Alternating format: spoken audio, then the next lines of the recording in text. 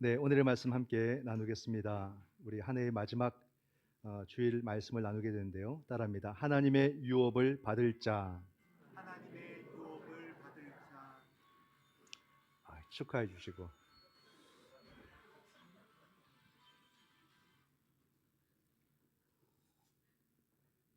놀란 것은 좀 진정시키고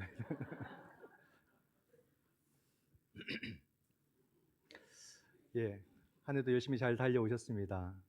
너무 감사하고 너무 고맙고 그렇습니다. 꼭 교회에서 예배 잘 드려주셨고 잘 섬겨주셨고 이것뿐만이 아니라 여러분들의 삶의 자리를 잘 감당해 주셔서 참 감사하다, 이런 인사를 드리고 싶어요. 결국 우리가 거의 대부분의 시간을 신앙 안에서 살아가는 곳이 우리들의 삶의 자리인데, 그 자리를 참 잘 감당해 주셔서 너무 고맙다는 그런 생각이 듭니다. 믿음으로 산다는 게 뭔가를 항상 고민하고, 또 그 주제를 우리의 삶의 자리까지 가져가서 어떻게든 믿음의 가치로 살아보려고 노력하는 그 모습이 얼마나 귀한가, 하나님 보실 때도 그 모습이 얼마나 아름답고 소중한가, 그런 생각을 하게 돼요. 그래서 우리 모두가 하나님의 교회를 통해서 우리의 삶을 세워 나간다는 것, 이게 참 중요합니다. 오늘날 교회가 힘을 많이 잃었죠. 교회가 불쌍하지 않습니까? 우리가 교회를 비판하고 비난은 잘 하는데, 교회를 위해서 눈물로써 기도를 해봤는지, 정말로 내 교회를 바르게 세우기 위해서 내 삶을 드리고 내 시간을 드리고 내 노력을 들여서 헌신해 봤는지, 우리가 그렇게 온전히 나를 들여서 섬기는 그런 시간들이 얼마나 있었는가, 그에 비해서 우리는 너무 쉽게 교회를 비판하지 않았는가, 이런 생각도 하게 됩니다. 그래서 우리가 새해에는 교회를 좀 더 사랑하자, 우리 교회를 좀 더 사랑하자, 위로하자, 그럼으로써 우리 교회를 다시 이 시대 가운데 역류하는 모습으로 교회를 건강하고 능력 있는 교회로 세워가자, 우리 한 사람 한 사람이 그런 마음으로 이 공동체 속에 참여해야 되지 않겠느냐라는 것입니다. 정말로 한번 뜨겁게 사랑해보자, 이런 모습으로 우리가 교회를 세워나간다면은 그 교회는 미래가 있고 소망이 있다고 봅니다. 아무리 시대가 그렇다고 해도 그 시대 가운데 우뚝 설 수 있고 그 시대 가운데 사명을 감당할 수 있는 그런 교회가 될 수 있다고 저는 믿습니다. 그렇기 때문에 그러한 마음 속에 성령께서도 반드시 우리를 도와주실 것이고, 우리는 그런 일들을 멋있게 해낼 수 있다는 그 믿음이 우리 모두에게 함께하기를 축원드립니다. 한 해의 마지막, 참 뜻깊은 것 같아요. 그냥 늘 돌아오는 그런 주일이지만 그럼에도 그 마지막 주일이라는 것, 뜻깊은 시간 같습니다. 이 시간 속에서 우리는 어떤 말씀을 나누고 또 새해로 힘차게 또 전진할까, 도전할까를 생각하게 됩니다. 오늘 우리는 갈라디아서 말씀을 통해서 함께 묵상을 해 보려고 합니다. 바울이 갈라디아 교회를 향해서 썼던 편지의 글이죠. 이 갈라디아 교회는 어디에 있냐면 지금의 터키, 튀르키예라고 하죠. 터키의 수도입니다. 그 수도, 우리가 성지순례를 몇 차례 이렇게 좀 생각을 했다가 접고 했습니다. 이전에는 성지순례를 한번 해야지, 물론 그 우리가 시점은 50주년에 맞추어서 계획을 했다가 코로나가 똥 터지는 바람에 그냥 자연스럽게 접었죠. 코로나가 좀 지나고 이제 교회들이 성지순례를 간다는 소식들이 들려와서 50주년에 맞게 다시 한 번 더 준비를 하면 되겠다 생각했는데, 전쟁이 뻥 터져가지고 또 접게 됐습니다. 우리 시찰란에도 한 두 교회가 다 준비했었어요. 다 일정까지 뭐 다 준비했는데 다 취소됐습니다. 그래서 언제가 될지는 모르겠지만 그래도 우리가 성지순례 한 번은 가야 되지 않겠습니까? 가서 이스라엘 땅도 밟아보고 광야도 좀 우리가 한번 걸어보고, 그리고 터키 이제 바울의 그 선교 지역들 또 한번 우리가 보면서 이 땅을 한번 밟아보면 어떨까, 그런 생각을 해요. 그러면 그것을 향했던 그 바울의 그 마음을 좀 더 느낄 수 있을 것 같고, 또 바울의 편지를 받고 살았던 그 갈라디아 교인들의 그 삶의 터전이 어떤지도 좀 우리가 느낄 수 있을 것 같고, 이제 그런 것들을 우리가 보고 느끼고 이런 시간들을 좀 가져보면 좋겠습니다. 바울이 갈라디아 교인들에게 좀 특별한 말씀을 합니다. 내용으로는 그렇게 특별해 보이지 않는데 그것이 특별한 거예요. 어떤 말씀이 있냐면 4절 말씀에 때가 참에 하나님이 그 아들을 보내사 여자에게서 나게 하시고 율법 아래 나게 하신 것은, 이 말씀이죠. 여자에게서 그냥 났다, 아주 평이하게 서술하지 않습니까? 동정녀 마리아 막 이렇게 어떤 한 여인을 지칭하고 주목하게 하는 것이 아니라 그냥 여자 이렇게 되는 거죠. 이게 어떤 의미가 있냐면 예수님께서 우리가 똑같이 그냥 태어나셨다는 겁니다. 이 땅에 오셨다. 그리고 율법 아래 났다는 것은 우리가 똑같은 일상을 사셨다. 그런 의미를 갖고 있습니다. 그럼 그 예수님께서 왜 그렇게 오셨느냐? 그 목적이 5절에 나와 있습니다. 율법 아래 있는 자들을 속량하시고 우리로 아들의 명분을 얻게 하려 하심이라. 우리 죄 용서, 구원을 해주시고 그럼으로써 아들의 명분을 얻게 하기 위해서 주님께서 그렇게 오셨다는 것입니다. 율법 아래 났다는 것은 그 사회의 제도와 법 가운데에서 그냥 사셨다 그 말입니다. 그때가 뭐 율법의 제도가 그 사회의 법이었으니까. 그러니까 우리처럼 똑같이 그냥 일상을 살고 공부하고 성장해서 직장을 들어가고 또는 사업을 하고 우리의 모든 삶을 이렇게 뭐 경제적 활동을 하면서 희노애락 속에서 똑같이 사는 거죠. 이렇게 살아가는 우리들을 구원하시기 위해서 이 땅에 오셨다. 그런 말씀입니다. 4, 5절의 말씀이.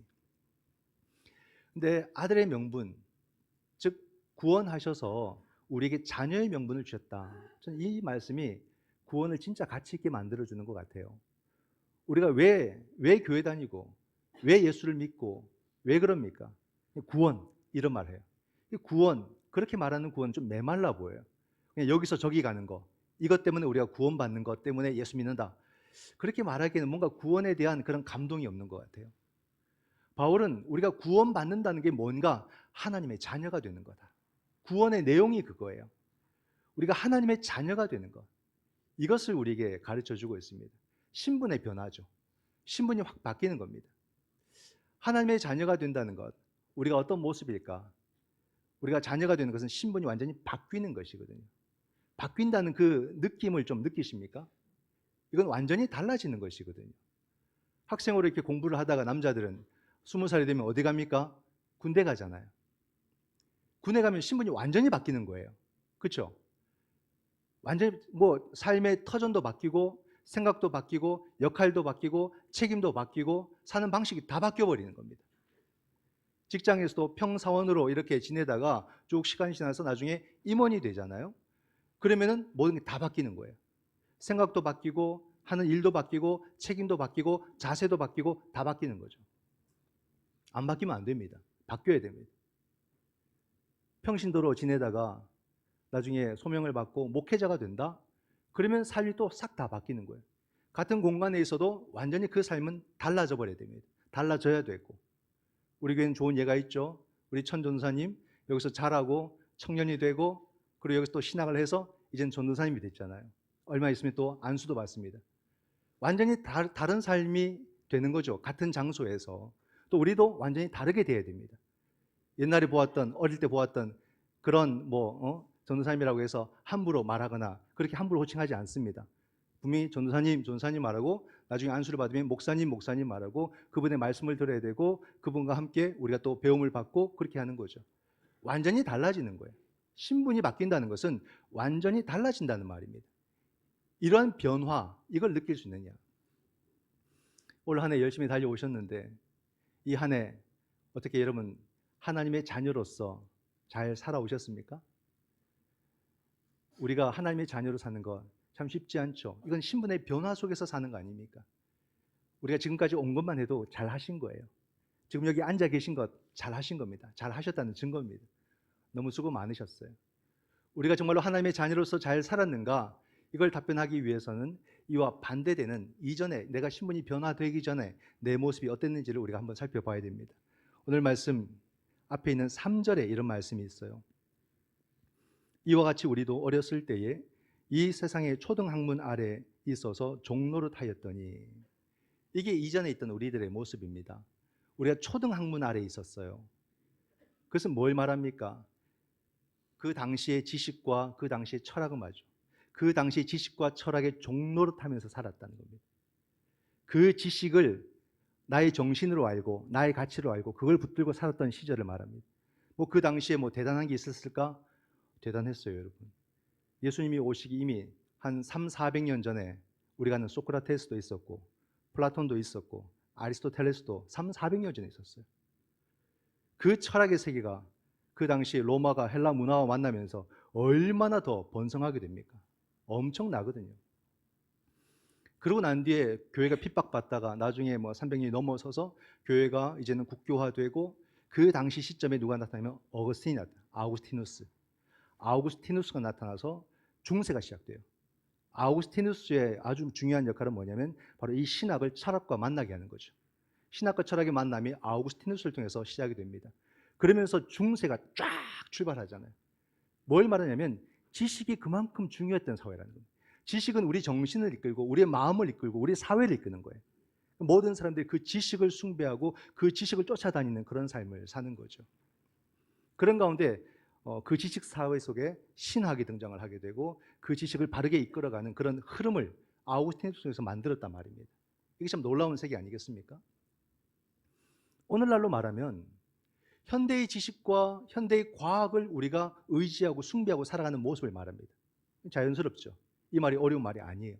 초등학문의 종로를 타고 산다.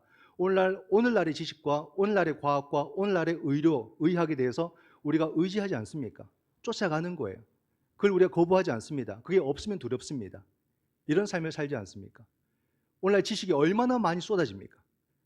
우리는 그 지식을 다 알 수가 없어요.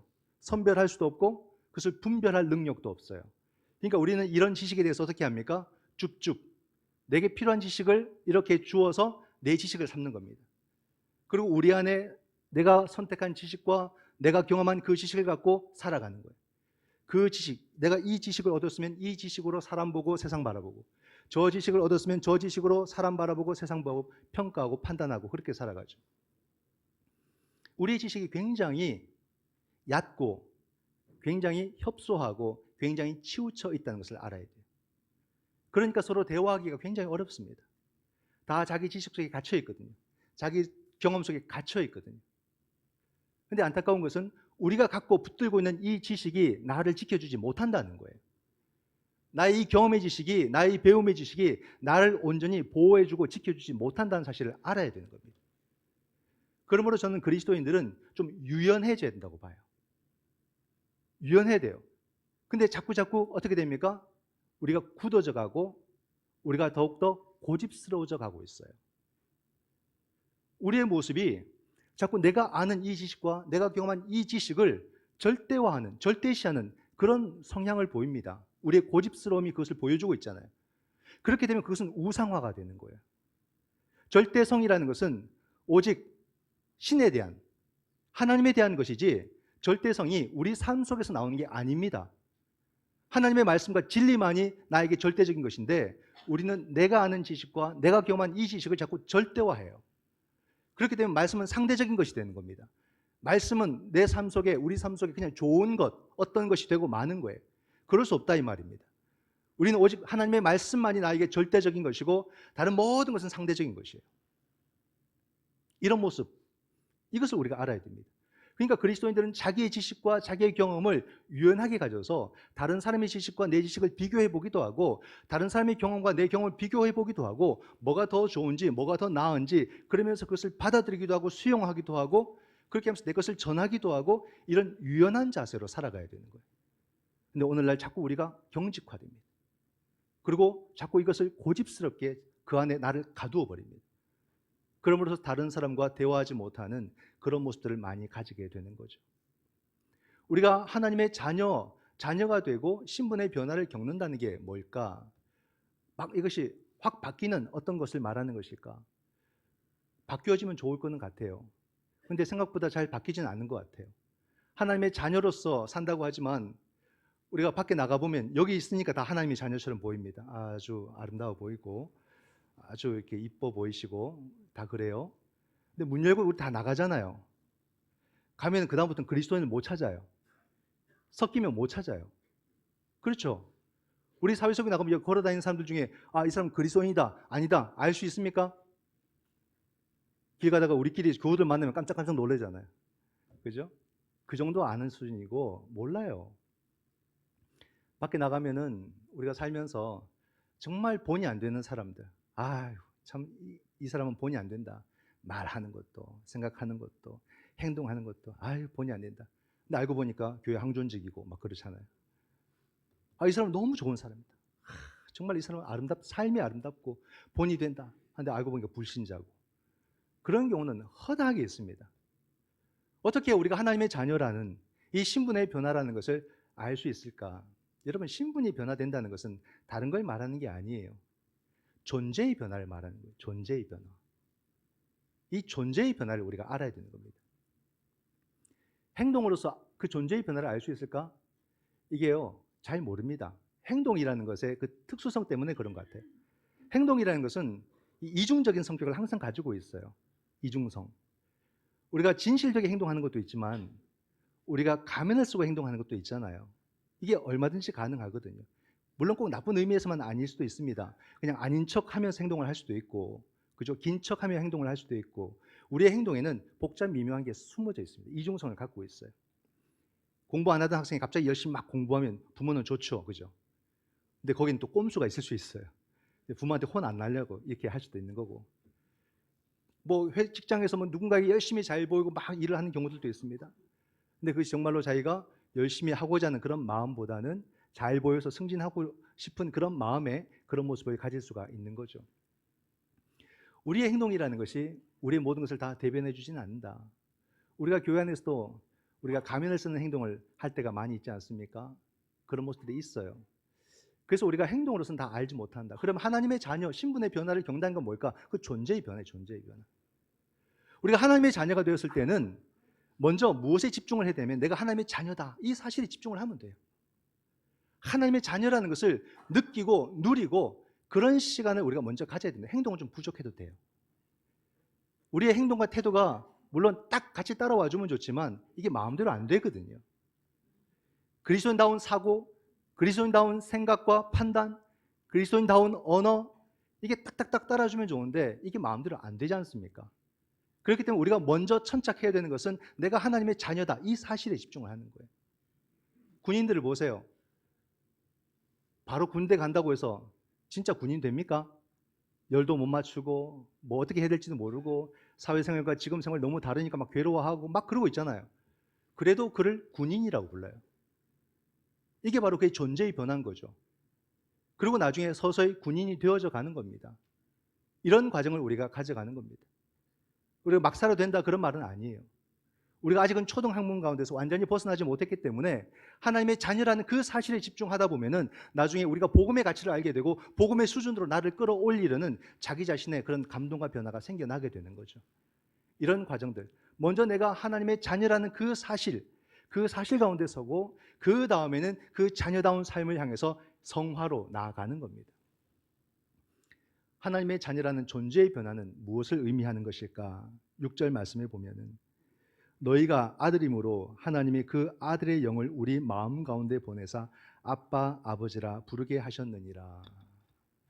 우리가 놀라운 거죠. 구원이라는 것, 그냥 구원 이러고 말하는데 보니까 그것이 하나님의 자녀가 되는 것이다 이렇게 말해주고 그 자녀가 되는 그 모든 모습들은 바로 주의 영이 우리 가운데 함께 하신 것이고 그 영이 함께 하심으로 우리가 그냥 자녀라는 것도 그냥 단순히 자녀가 아니라 하나님을 아빠 하고 부를 수 있는 그런 자녀다라는 거예요. 누가 감히 하나님을 향해서 아빠라고 부를 수 있겠습니까? 다른 어떤 종교도 신과 사람이 인격적인 관계로 이어진 곳은 없습니다. 근데 성경은 우리가 하나님의 자녀, 예수 그리스도로 말미암아 구원을 받고 하나님의 자녀가 되고 그 자녀가 됨으로써 우리는 언제든지 하나님을 아빠라 부르시다는 거예요. 이 놀라운 은혜가 예수 그리스도의 십자가 사건을 통해서 이루어졌고 그 모든 사건에는 성령이 함께 하심으로 우리 가운데 주어진 은혜의 사건이다. 종의 삶 보십시오. 종의 삶은 늘 주인의 그 기대에, 주인의 요구에 맞추는 삶을 살아야 되고 늘 주인에게 인정받으려는 삶을 사는 거예요. 이건 종의 삶이에요. 누군가에게 끊임없이 인정받으려는 삶은 그 종의 삶입니다. 얼마나 피곤한지 모릅니다. 자녀의 삶은 어떻습니까? 그냥 자녀로 존재하는 거예요. 존재. 그렇게 살아가는 거죠. 그게 얼마나 복됩니까? 우리의 행실, 우리의 행위 그것은요 사춘기 지나고 이렇게 자라다 보면은 어느 순간 성숙해 있는 우리의 모습을 볼 거예요. 우리가 하나님의 자녀로 살아가면서 사춘기 겪거든요. 그 시간을 겪고 나면은 정말 아름다운 성도로 우리가 성장해 있는 것을 보게 될 것입니다. 이게 얼마나 소중합니까? 그런 단계로 가는 거죠. 내가 하나님의 자녀라는 이 사실을 자꾸자꾸 집중하는 거예요. 내가 하나님의 자녀다. 내가 하나님의 자녀다. 이 사실을 우리가 느낄 때 나중에 그 자녀의 삶의 그 무게감, 책임감도 알게 돼요. 그럼 자연스럽게 또 그렇게 성장해 가거든요. 각자가 자기가 느끼는 그 하나님의 은혜의 모습대로 아름답게 성장해 가고 나중에 정말로 누가 보더라도 평안하고 행복하고 본이 될 만한 그런 삶의 모습들을 갖고 있다는 말입니다. 우리가 여러분 하나님을 아버지라고 부른다는 것은요, 하나님이 내 삶의 주인이고 내 생명의 주인이라고 믿는 걸 말하는 거예요. 그냥 아버지가 아니라 그 아버지가 나를 책임져 주신다. 그 아버지가 나를 도와주신다. 이걸 믿는다는 말입니다. 사무실에서 여러분 예배 드리면 예배 드려집니까? 아이들이 얼마나 시끄럽게 떠듭니까? 그 행위는 예배 행위에 걸맞습니까? 아니죠. 근데 아이들은 떠들어야 돼요. 막 소리를 질러야 돼요. 그게 뭡니까? 아이들이 막 떠들면서 내가 어떻게 먹고 살지? 그 고민하겠어요? 그거 하면 이상한 겁니다. 아이들은 그냥 그 자리에서 부모가 자기와 함께 하기 때문에 마음껏 그 시간을 누리는 거예요. 부모가 나를 도와주고 부모가 나를 지켜줄 거란 그 믿음 속에서 마음껏 떠드는 겁니다. 마음껏 노는 거예요. 그게 바로 부모와 자녀와의 관계 아니겠습니까? 그런 모습인 거죠. 우리가 하나님 앞에서 하나님을 아버지라고 부른다는 것은 그분이 나를 책임져 주신다. 그리고 난 내 삶을 자유롭게 평안하게 산다 이 말입니다. 하나님을 아버지라고 우리가 부른다는 것은 그 안에 참된 안식이 있고 그 안에 참된 평안이 있다. 이것을 믿는 거죠. 그러나 처음부터 그렇게 여러분 딱 되지는 않습니다. 하나님에 대한 굳건한 신뢰, 하나님에 대한 온전한 그 사랑, 이게 처음부터 잘 느껴지지는 않아요. 우리가 자전거를 탈 때도 처음에는 자전거에 자기 몸을 못 맡깁니다. 자꾸 힘을 주고 그렇게 되죠. 그런 것처럼 부족하고 연약합니다. 하지만 그렇기 때문에 성령을 주셔서 성령이 우리를 도와주셔서 하나님께로 온전히 가도록 만들어 주시는 거죠. 이 과정을 위해서 우리가 경건의 훈련들을 자꾸 해가야 되는 거예요. 예배로 나오는 이유도, 말씀을 묵상하는 이유도, 기도하는 이유도, 말씀을 실천하며 섬기는 이유도 다 경건의 훈련의 과정입니다. 우리 시를 쓸 때도, 시를 배울 때도 언어를 배워야 되고 습작을 해야 되고 그러면서 시의 세계로 들어가지 않습니까? 그림을 배울 때도 처음에는 모방을 많이 합니다. 모방을 통해 창작으로 나가는 과정이 있는 거죠. 그런 것처럼 우리가 이런 깊은 신앙에 이르기 위해서 무엇이 필요할까 생각할 때에 좀 본이 될 만한 그런 신앙의 선배들을 좀 찾아보시고 각자에게 다 좋은 모습들이 있을 거예요. 그것을 보고 그것을 한번 배워보는 거예요. 이 권사님을 볼 때 정말 기도의 어머니시다. 내가 이 기도를 배워야지. 이분은 참 예배의 모습이 정말 아름답다. 예배를 준비하고 예배를 대하는 그 자세가 참 본이 된다. 그럼 그 예배를 내가 배워봐야지. 어떤 분이 그 말씀의 생활이 너무 아름답고 귀하다면 나도 저런 말씀의 생활을 내가 배워봐야지. 어떤 분들은 정말 낮은 자리에서 말없이 그 섬김의 모습들을 너무 잘 하시는 그 모습을 볼 때 나도 저렇게 섬김을 해봐야지. 이런 걸 한번 흉내 내보는 거죠. 이건 외식이 아니에요. 외식은 남을 속이기 위한 거고 이것은 내가 배우고 가지기 위한 그런 흉내를 내는 겁니다. 이런 것들을 하다 보면 어느 순간 우리는 느끼게 돼요. 성령이 나를 확 붙들고 있다는 것을. 그리고 나를 어찌 보게 되면 정말 귀한 성도의 삶으로, 성도의 행위로 내 삶을 이끌어 주신다라는 사실입니다. 이게 얼마나 귀합니까? 하나님을 아버지로 섬긴다는 것이 결국엔 내 삶을 그런 방향으로 힘차게 이끌어가는 거예요. 그것을 성령께서 도와주신다는 말입니다. 그러니까 너무 조급해하지 말고 너무 염려하지 말고 이런 믿음의 삶을 하루하루 사는 거죠. 하루하루 살면 됩니다, 여러분. 올 한 해도 그냥 하루하루 버텨왔잖아요. 그러니까 끝자락에 왔잖아요. 이런 것처럼 이 믿음의 길이 하루하루 우리가 살아가게 된다면은 어느 순간은 정말 귀하고 복되고 아름다운 성도의 얼굴과 성도의 언어와 성도의 삶을 가지게 될 줄 믿습니다. 사도 바울이 마지막 7절에서 아주 귀한 말씀을 우리에게 주십니다. 그러므로 내가 이후로는 종이 아니요 아들이니 아들이면 하나님으로 말미암아 유업을 받을 자니라. 하나님의 마음이 얼마나 큰가가 느껴져요. 주고 또 주고 또 줘도 더 주고 싶은 마음이 하나님의 마음. 예수 그리스도를 내어주심으로써 우리에게 구원을 주시고 구원을 주심으로 하나님의 자녀가 되는 명분을 우리에게 주시고 자녀가 되고 나니까 하나님의 모든 것을 유업으로 받을 상속자가 되어버린 거예요. 이런 은혜를 우리 가운데 주시는 분이 하나님이시고, 지금도 하나님은 나를 향해서 이런 마음으로 나를 대하고 계신 거죠. 나에게 또 주고 싶고 또 주고 싶고 더 주고 싶은 마음이 나의 아버지 하나님의 마음이시다. 올 한 해 하나님의 자녀로서 열심히 살아오셨습니까? 견디고 인내하는 것이 능력입니다. 여러분들은 능력 가지고 여기까지 오셨어요. 너무 수고하셨고 너무 감사합니다. 그래서 우리는 2024년도도 무엇을 붙들고 갈 것인가? 하나님이 나의 아버지시다. 이 하나만 붙들고 가시면 돼요. 그런 성령께서 우리를 도와주실 것이고요. 새해에도 하나님이 우리를 위해서 준비하시는 모든 유업을 은총 가운데 받아 누리게 될 줄 믿습니다. 아멘. 기도하겠습니다.